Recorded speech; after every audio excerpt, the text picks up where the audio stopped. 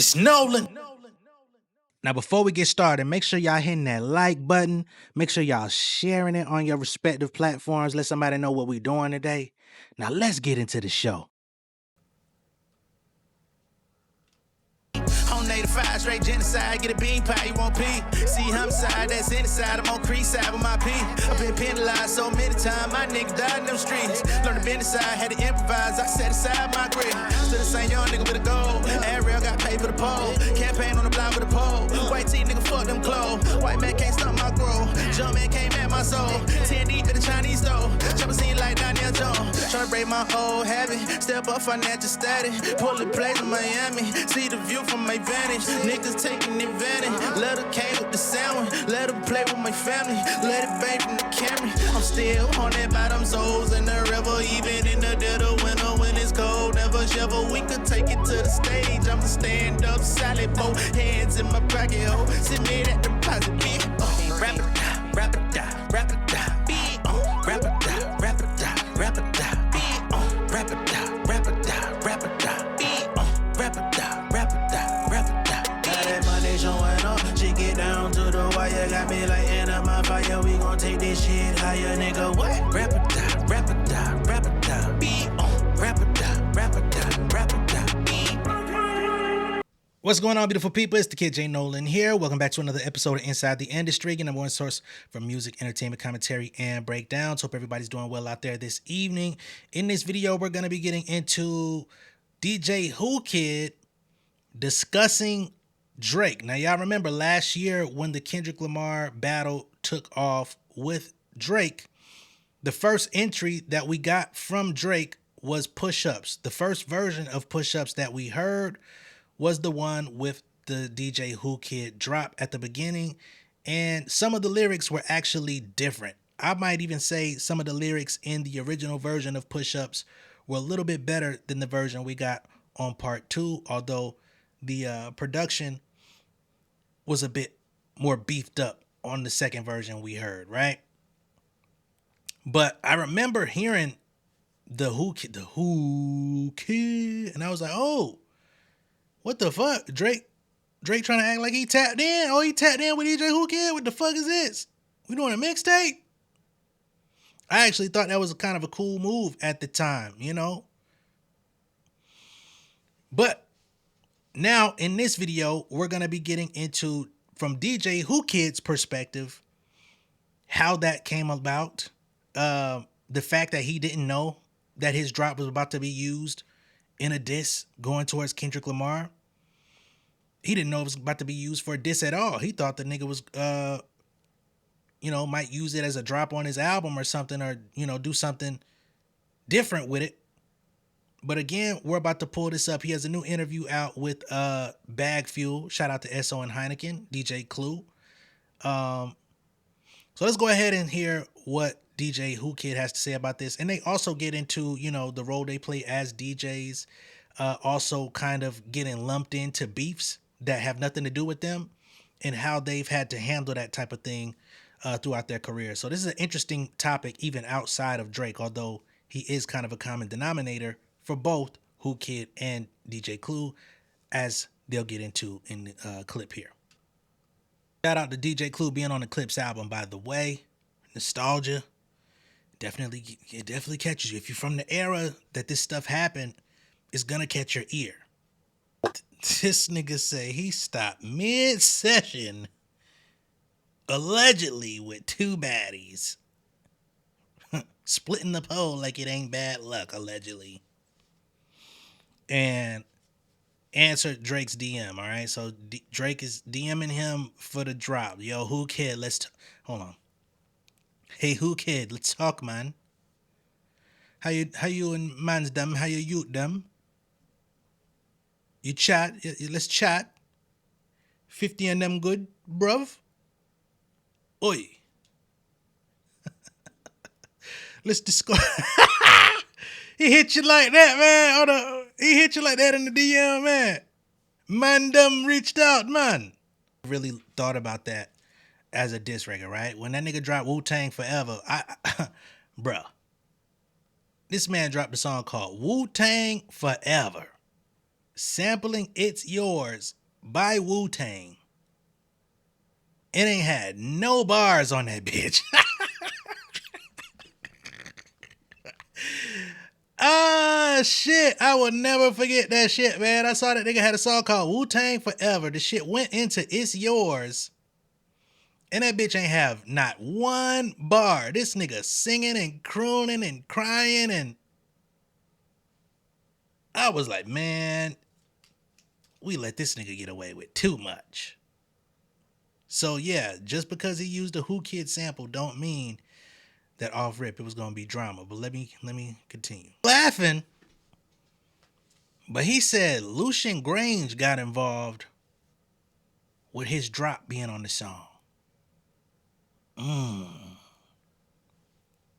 that's another layer of the conversation that we don't see in the lawsuit. We don't see the conversation that Lucian Grange had with Drake about anything. We know Drake reached out about Not Like Us and was like, hey, y'all need to censor that song. Y'all need to do this. Y'all need to do that. Get that song taken down. Mute certain words. Take things out of it. You know, y'all letting this thing get a little bit out of hand. It's getting too big out here. Y'all are hurting my reputation. We heard that. But we didn't hear the other side of it with Lucian Grange out here making phone calls based on Drake songs. Okay? Now, I'm not trying to say that Lucian was trying to suppress anything, but I am interested to know what level of involvement Lucian Grange was playing in this push-ups. Because why did he call Whoo Kid? Right?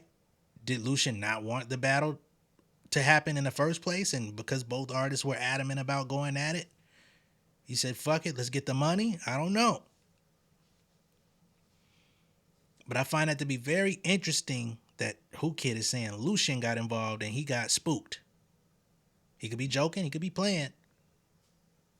But it's an interesting piece of the conversation we haven't heard before.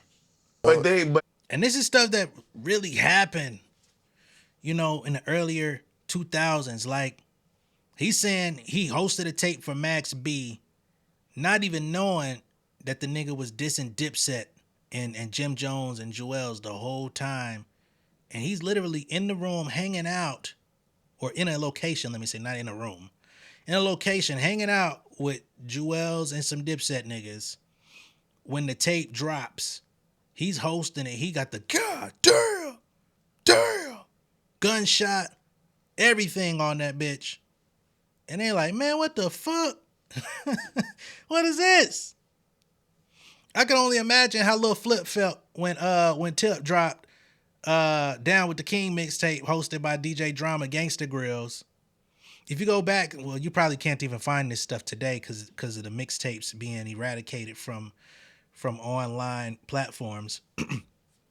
But if you were to have lived through that time period, especially if you were in the South, a lot of those Gangsta Grrrls tapes, they had, you know, the first Gangsta Grrrls tapes were like compilations. It wasn't even really a mixtape for the artist.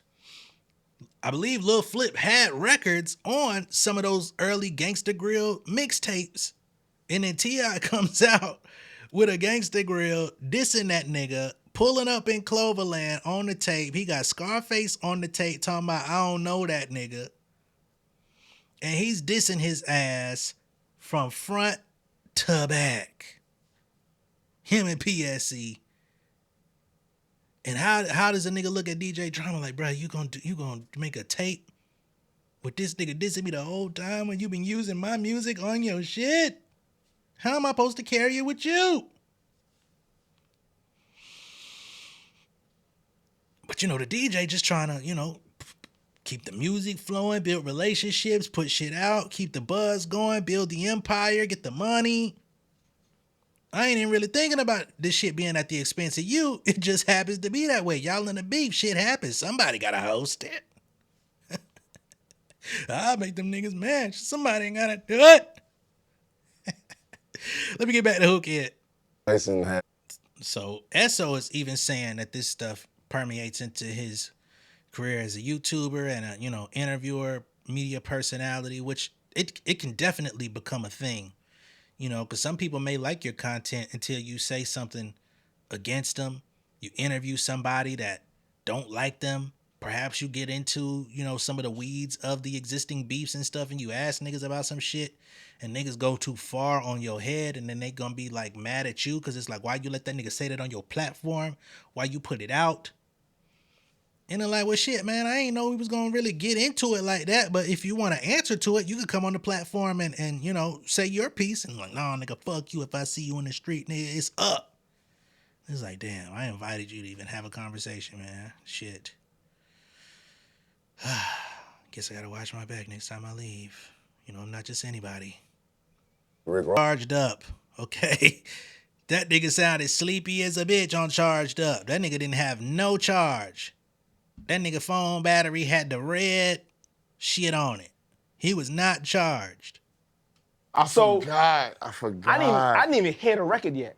So I walked back in, everybody looking at me, I'm like, And for anybody saying I'm hating, I said the same shit when the song came out. I used to have a podcast called Fresh and Local Radio back when that shit dropped. Me and the homies recorded ourselves. I don't know if it's still out there at this point because it's been many years, but there is a file somewhere out there of J Nolan saying that nigga was not charged up. Okay? We'll keep going.